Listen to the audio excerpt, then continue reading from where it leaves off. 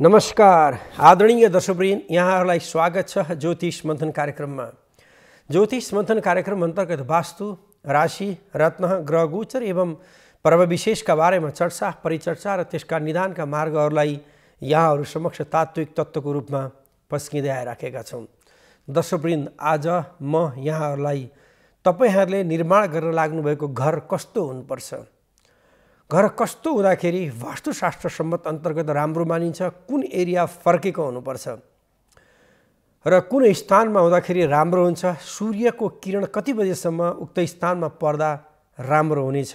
अहिले युद्ध स्तरमा गृह निर्माणका क्रमहरू सुरु भइसकेका छन् र भइ पनि राखेको अवस्था पनि रहेको छ र अनि साथसाथै कतिपयले निर्माण पनि गरिसक्नु भएको छ। वास्तु एउटा जिउने कलाको रूपमा पनि मानिन्छ, जहाँ को अत्यन्तै राम्रोपना भएको खण्डमा निन्द्रा सबभन्दा ठुलो आहारको रूपमा, व्यवहारको रूपमा र पोषणको रूपमा मानिन्छ। दर्शकवृन्द, तसर्थ यदि एक रात निन्द्रा यदि परेन भने जीवनयापनको क्रममा सहजता फिटक्कै मिल्दैन, मानसिक अशान्तिहरू मिल्नेछ, पीडाहरू भएर जानेछ, आर्थिक उन्नति प्रगतिहरूमा समस्याहरू बनेर जानेछ, दाम्पत्य जीवनमा कलहहरू बढेर जानेछन्, रोगव्याधहरू निम्तेर जानेछन्। त्यस्ता विषयवस्तुहरूलाई तपाईँ हामीले हृदयगम गर्नुपर्नेमा म आज यही विषयलाई प्रकाश पार्न गइराखेको छु। महानुभावहरू, कहिलेकाहीँ तपाईँ हामी यस्तो सोच्दछौँ कि वास्तु बुजुर्ग शिक्षा हो, यसलाई प्रयोग किन गर्नु पर्यो भन्ने पनि जिज्ञासा हुनसक्छ होला। कतिले बुझेर या कतिले नबुझेर, कतिले अवलम्बन गर्दा गर्दै पनि दुःख पाइराखेको अवस्था पनि हुनसक्छ। त्यो पूर्ण रूपमा वास्तु मात्रै जीवनको सम्पूर्ण चिज होइन दर्शकवृन्द, र अनि साथसाथै कतिले नबुझेर नगरेको अवस्था पनि हुनसक्छ। त्यो पनि यहाँले हृदयङ्गम भने गर्नुपर्ने हुन्छ। तर तपाईँ हामीले आफ्नो वासस्थानलाई शुद्धिकरण, वासस्थानलाई जुन पथपन्थमा चले तापनि, जुन धर्म लिए तापनि, जुन कर्ममा लागे तापनि शुद्धिकरण नितान्त आवश्यकता रहन्छ। त्यही शुद्धिकरणको सही मार्गलाई अवलम्बन गर्नु, सही विषयवस्तुहरूलाई हृदयङ्गम गर्नु नै वास्तुपरक जीवन जिउने कलाको रूपमा मानिन्छ। तसर्थ महानुभावहरू, यहाँले अहिले जमिन किन्दै हुनुहुन्छ या किनिसक्नु भएको छ, पूर्व या उत्तर फर्केको जुन जमिन रहन्छ, यो जमिन सबभन्दा उत्कृष्टता र सबभन्दा राम्रोपनामा मानिन्छ। हुन त नेपाल थोरै चिसो भूमिको रूपमा पनि मानिन्छ, जाडोको मौसममा चिसो त हुने नै हो, तर पनि कहिलेकाहीँ नेपाल भूमिमा बस्दा उत्तरतर्फ त्यति राम्रो मानिँदैन।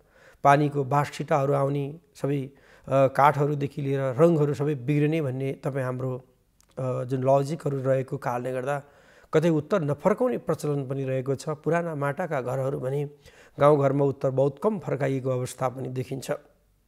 मिलेको खण्डमा दर्शकवृन्द, वास्तुले हर हमेसा पूर्वको लागि इनर्जेबल स्थान अर्थात् जहाँ ऊर्जा शक्तिहरू राम्रो प्राप्त हुने र अनि साथसाथै उत्तरबाट पनि त्यसै गरी राम्रो ऊर्जा शक्ति प्राप्त हुने भएको कारणले गर्दा पूर्व र उत्तरपट्टिको भूमिलाई राम्रो मानिन्छ। दक्षिणतर्फको फर्किएको भूमिलाई घामको प्रकोप त मिल्दछ, घामको आगमन त हुन्छ दर्शकवृन्द, तर पनि वास्तुशास्त्र सम्मत अन्तर्गत त्यति उचित, त्यति उपयोगी, त्यति सबल र त्यति राम्रो पक्ष र परिस्थितिहरू भने मानिँदैन। कहीँ लक्ष्मीको वासस्थान हुन नसक्ने, कहीँ अलि बढी मानसिक अशान्ति र पीडाहरू दिने र वास्तुशास्त्र सम्मत अन्तर्गत जुन कि 8वटा दिशाहरूमध्ये 3वटा दिशालाई अशुद्ध स्थानको रूपमा मानिएको छ। यहाँलाई जिज्ञासा लाग्न सक्छ, कुन शुद्ध स्थान होला र कुन अशुद्ध स्थान होला।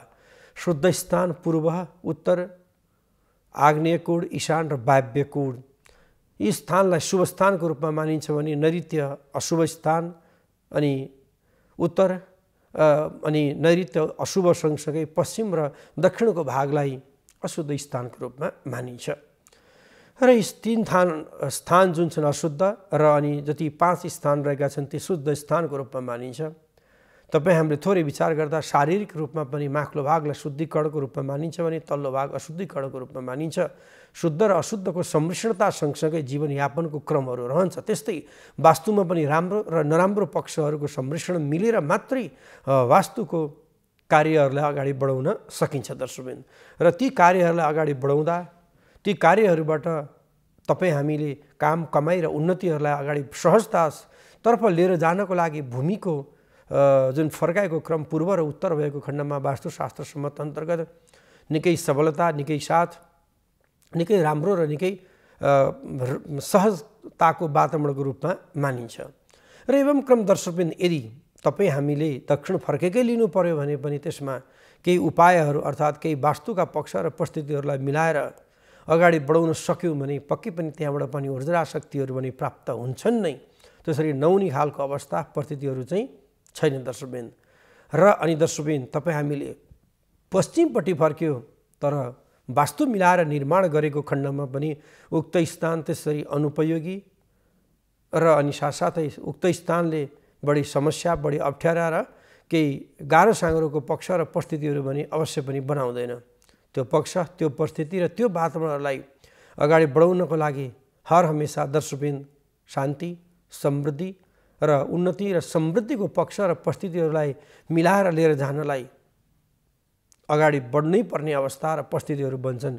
त्यो पक्ष र परिस्थितिहरूको लागि भने वास्तु निर्माणको क्रममा मिलान गर्नुपर्ने हुन्छ। कहिलेकाहीँ तपाईँ हामीसँग जग्गा कम हुन्छ, जुन कि कम हुँदै पनि वास्तु मिलाउने प्रयास गर्नुपर्ने हुन्छ।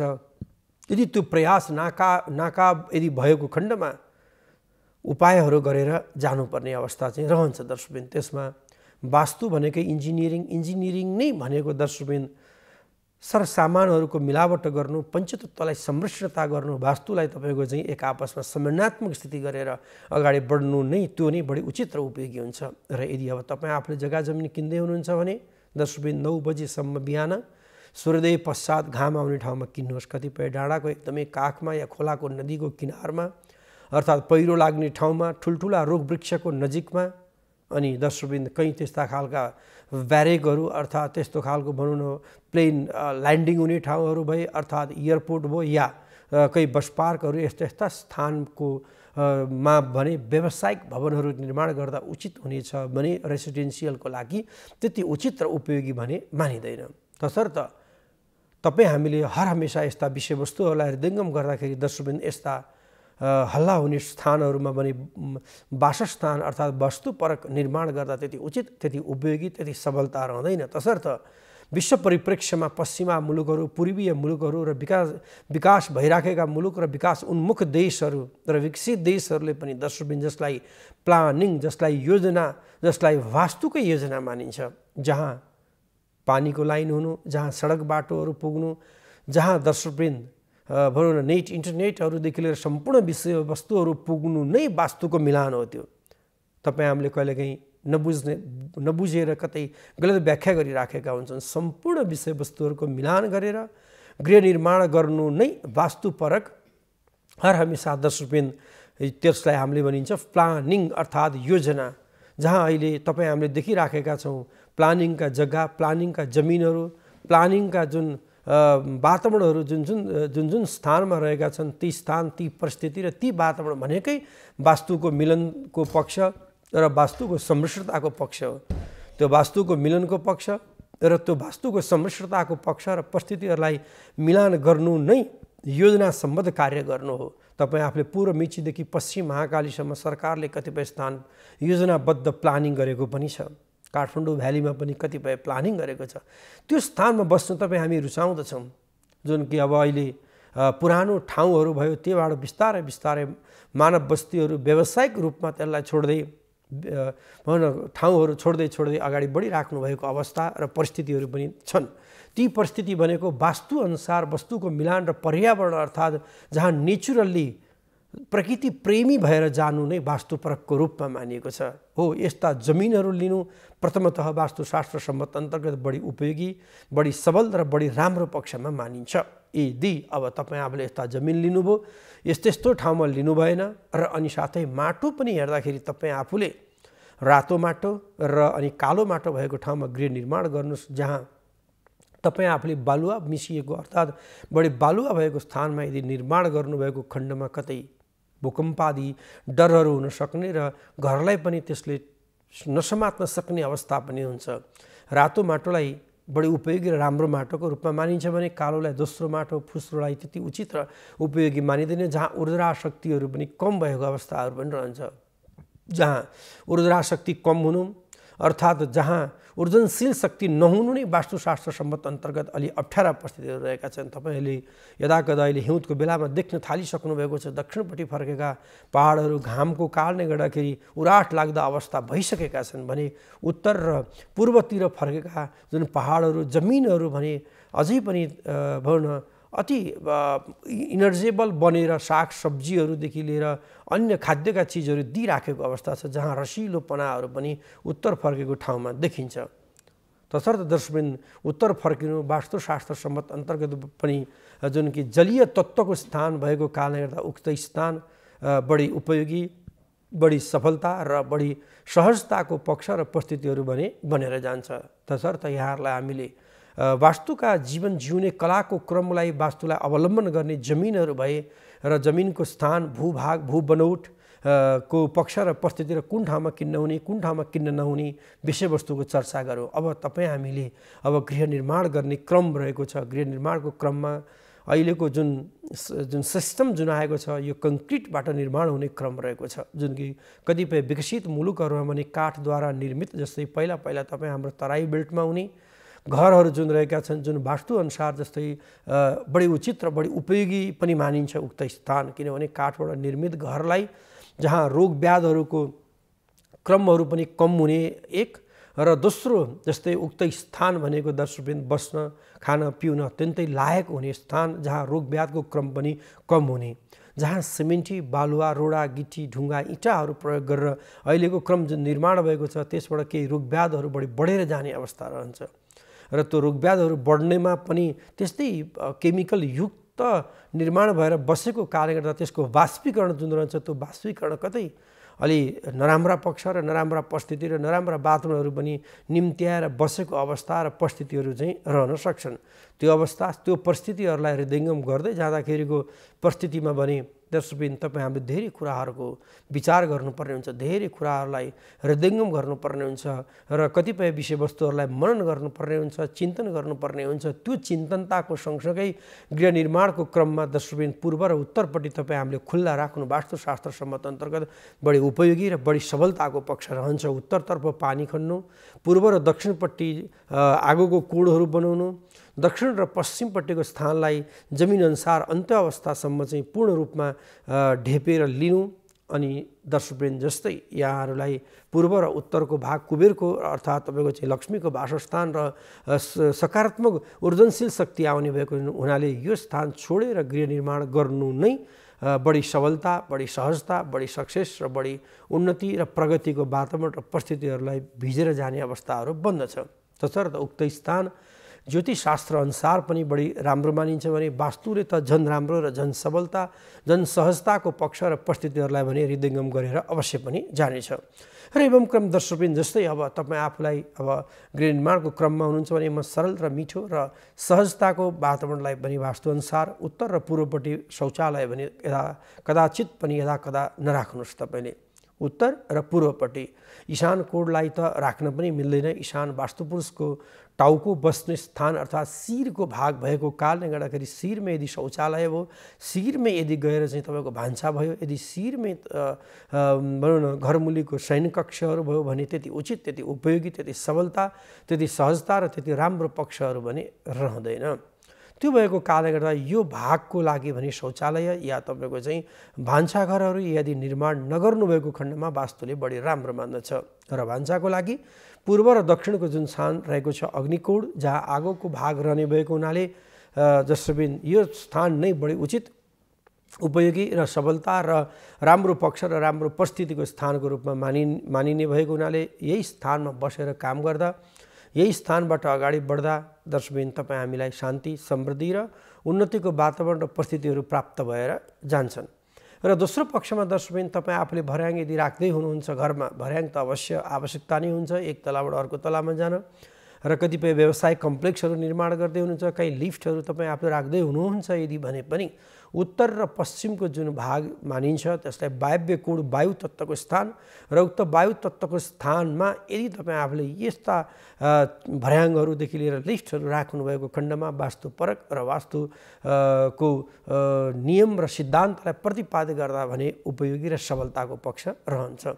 यदि अब तपाईँ आफूले अफिसियल रूपमा निर्माण गर्दै हुनुहुन्छ या तपाईँ आफूले घरको रूपमा निर्माण गर्दै हुनुहुन्छ भने पश्चिम र अनि साथसाथै जुन कि दक्षिणको बीचको भाग जसलाई नैऋत्य कोण भनेर भनिन्छ, जहाँ घरमूलीको स्थानको रूपमा मानिन्छ, उक्त घरमूलीको स्थान रहने भएको हुनाले स्वयंसिद्ध यो स्थान भने वास्तुशास्त्र सम्मत अन्तर्गत बढी सहजता, बढी सरलता र बढी उचित उपयोगी र राम्रो पक्ष र परिस्थितिहरूलाई भने अगाडि बढाएर जान्छ। दर्शकबिन यो ठाउँ बढी सक्सेस स्थानको रूपमा मानिन्छ, राम्रो स्थानको रूपमा मानिन्छ, उन्नति प्रगतिको स्थानको रूपमा मानिन्छ, जहाँ जुनसुकै कार्य गर्दाखेरिको अवस्था परिस्थितिहरू पनि यो स्थानलाई तपाईँ आफूले रात्रिकालीन शयन गर्नुभएको खण्डमा सफलताको वातावरण र परिस्थितिहरूलाई अगाडि बढाउन सकिन्छ। दर्शकबिन यो दोस्रो स्थानको रूपमा भयो। दर्शकबिन र यसै गरी पूर्व र उत्तरपट्टिको भाग जहाँ कुबेरको भण्डागार गृह, जसलाई हामीले कुबेरको वासस्थान उत्तरतर्फ राख्नुपर्ने हुन्छ, जहाँ लक्ष्मी माताको आराधना गर्ने स्थान, जहाँ भण्डार गृहको रूपमा राख्दा या खरखजनाहरू अर्थात् खाद्यका सरसामग्रीहरूलाई पनि यो स्थानमा यदि हामीले स्टोरेज गरेको खण्डमा पनि वास्तुशास्त्र सम्मत अन्तर्गत बढी राम्रो पक्षहरू पनि रहन्छ। अब यहाँलाई पढाइको स्थान विशेष गरेर शिक्षा त्यस्तो हो जुन कि विद्या बिना संसार एउटा जुन कि दर्शकबिन अपूरो रूपमा मानिन्छ, त्यो पूर्णता प्राप्त गर्नको लागि जहिले पनि छात्र छात्राहरूले पूर्व उत्तर ईशान कोणमा बसेर पूर्वपट्टि फर्केर यदि पढनी गर्नुभएको खण्डमा वास्तुशास्त्र सम्मत अन्तर्गत उक्त स्थानलाई राम्रो मानिन्छ, जहाँ ईशान देवत्व स्थान, जहाँ माता सरस्वतीको स्थान, जहाँ सरस्वतीले स्वयं ज्ञान दिने स्थान भएको हुनाले यदि तपाईँ हामीले ईशान कोणमा बसेर पढ्यौँ, ईशान कोणमा बसेर पूजाहरू आराधनाहरू गऱ्यौँ, ईशान कोणमा बसेर साधना आराधनाहरू यदि गऱ्यौँ भने पनि पक्कै पनि दर्शकबिन जुन तपाईँ हामीले पाउने विषयवस्तुहरू भने अवश्य पनि शीघ्रभन्दा शीघ्र प्राप्त गर्न सक्दछौँ। र दर्शकबिन पूर्वपट्टिको स्थान भनेको सकारात्मक ऊर्जा शक्ति आउने स्थान भएको हुनाले झ्याल ढोकाहरू, मूल ढोकाहरू निर्माण गर्नु र अनि साथसाथै कलात्मक जुन आँखी झ्यालहरू प्रयोग गर्नु, जसको कारणले गर्दाखेरि आँखामा मिठासपनाहरू जुन कि आँखालाई अत्यन्तै एउटा मन्त्रमुग्ध बनाउने अवस्था, आँखाको मिठास भन्ने बित्तिकै यहाँले बुझिहाल्नुहुन्छ हो यो स्थानलाई मानिन्छ, जहाँ सकारात्मक ऊर्जा शक्तिको आगमन हुने, जहाँ सकारात्मक शक्तिहरूको सम्प्रेषणता हुने, जहाँ सकारात्मक वातावरण र परिस्थितिहरूको कार्यहरूलाई अगाडि बढेर जाने, जहाँ दर्शकबिन हरमिसा देवत्वको वासस्थान हुने भएको कारणले गर्दा उक्त स्थान र उक्त परिस्थिति र उक्त वातावरणहरूमा भने पूर्व फर्केको स्थान वास्तुशास्त्र सम्मत अन्तर्गत बढी उचित र उपयोगी र झालढोका भने राम्रो मानिन्छ। र दर्शकबिन यो भयो तपाईँ हामीले निर्माण गर्ने क्रममा भुइँ तलामा निर्माण गरिने गृहहरूको क्रम भयो। दर्शकबिन र एवं क्रम यसै गरी तपाईँ आफूले अब जति घरको मन्जिलहरू निर्माण गर्दै हुनुहुन्छ, जति तपाईँ आफूले माक्लो माक्लो तलाहरूमा जानुहुन्छ भने त्यही अनुसार यहाँले यदि वास्तुलाई अवलम्बन गर्नुभएको खण्डमा वास्तुशास्त्र सम्मत अन्तर्गत पूर्णता उक्त घर होस् या व्यवसाय कम्प्लेक्स होस्, स्कुल होस् या भनौँ अस्पतालहरू हुन् या अन्य कुनै पनि स्थानहरू हुन्, ती सम्पूर्णमा पूर्णताको रूपमा रहन्छ। दर्शकबिन यदि तपाईँ आफूले तल निर्माण पूर्ण रूपमा गर्नुभयो, फेरि माक्लो तलामा गइसकेपछि वास्तु बिगार दिनुभयो, सकिन्छ कुराहरू।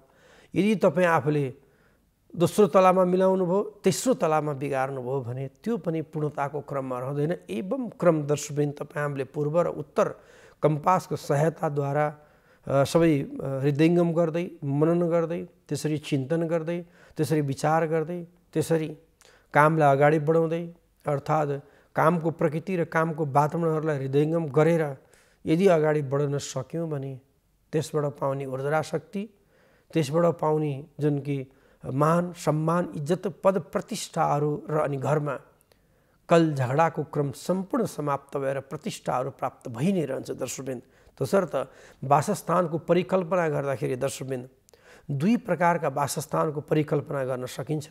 एउटा जुन कि प्रकृति वास्तुको रूपमा रहने र दोस्रो नवनिर्मित वास्तुको रूपमा।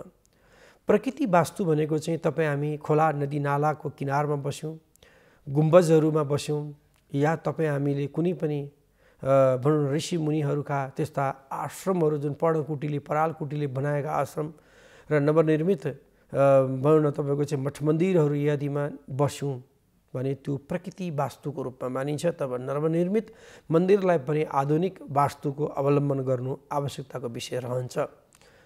तसर्थ जङ्गलमा विचरण गर्नु, जङ्गलमा बस्नु, कन्दमूलहरू यदि खानु अर्थात् बगिराखेको पानीहरू पिउनु, पकाएर नखानु अर्थात् सूर्यले पकाएका चिजहरूलाई मात्रै भक्षण गर्नु, त्यो प्रकृति वास्तुको रूपमा मानिन्छ। तसर्थ यी प्रकृति वास्तुहरूमा वास्तुदोष भने चाहे तपाईँ उत्तर फर्केर सुत्नुहोस्, चाहे दक्षिण फर्केर सुत्नुहोस्, चाहे तपाईँ पश्चिम फर्केर सुत्नुहोस्, जुन स्थानमा जसरी सुत्दाखेरिको अवस्था र परिस्थितिमा भने पनि तपाईँलाई कुनै त्यस्तो समस्या, कुनै त्यस्तो अप्ठ्यारो र कुनै त्यस्तो खालको अप्ठ्यारा परिस्थिति र वातावरणहरू भने फिटिक्क पर्दैन। दर्शकवृन्द, यो भयो प्रकृति वास्तुको रूपमा, जहाँ स्वयं प्रकृतिले नै निर्माण गरेका वास्तुहरू।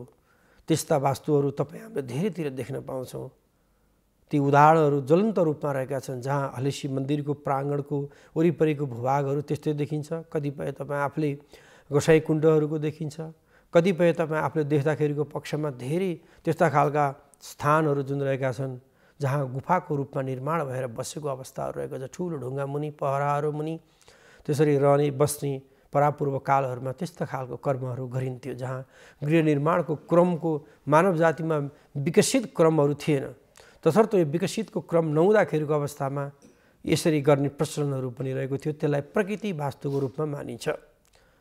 र नम्बर 2, नवनिर्मित वास्तु, जहाँ अहिले तपाईँ हामीले आधुनिक युगमा आधुनिक क्रम सँगसँगै जुन आधुनिक गृह निर्माणहरू गर्न थाल्यौँ, आधुनिक कार्यहरूबाट नवनिर्मित भवनहरू निर्माण गर्न थाल्यौँ भने यसलाई नवनिर्मित वास्तुको रूपमा मानिने हुनाले यसमा तपाईँ हामीले वास्तुपरक वास्तुलाई मिलान गर्न सक्यौँ भने पक्कै पनि दर्शकवृन्द ती वास्तुबाट पाउने ऊर्जा शक्तिहरू प्राप्त हुन्छ। जहाँ अग्निको स्थानमा अग्नि अर्थात् जलको स्थानमा जल, वायुको स्थानमा वायु, अनि साथसाथै जहाँ केन्द्रबिन्दु अर्थात् मध्यबिन्दुको स्थान जुन रहन्छ उक्त स्थानमा त्यस्तै विषयवस्तुहरूलाई यदि राख्न सकेको खण्डमा वास्तु जिउने कला अन्तर्गत वास्तुको जीवनयापनको क्रमको पक्ष र परिस्थितिहरूलाई भने अवश्य पनि सहजता, सरलता र साध्यता र साथसाथै उन्नति प्रगतिको वातावरण र परिस्थितिहरूलाई अगाडि बढाएर लिएर जान सकिन्छ दर्शकवृन्द।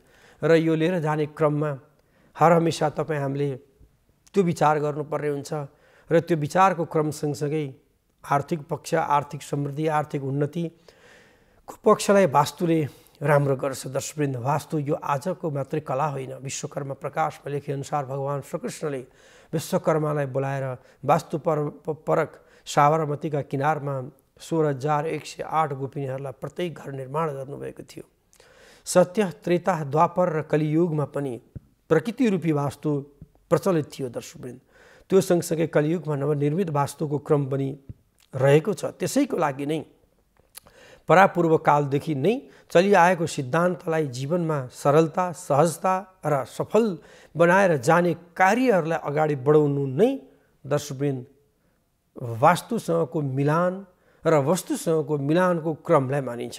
तसर्थ वस्तुसँगको यो क्रमको मिलान वास्तुको जुन आधारलाई, पञ्चतत्त्वलाई, पृथ्वी, जल, तेज, वायु, आकाशको क्रमहरूलाई मिलान गर्नु नै वास्तुको सुख, शान्ति, समृद्धि र ऐश्वर्य प्राप्तिको क्रम रहने भएको कारणले गर्दा तपाईँ हामीले जीवनलाई वास्तुलाई फलो गरेर सुख शान्ति प्राप्त गरौँ भन्दै आजको लागि ज्योतिष मन्थन कार्यक्रम सकेको छ।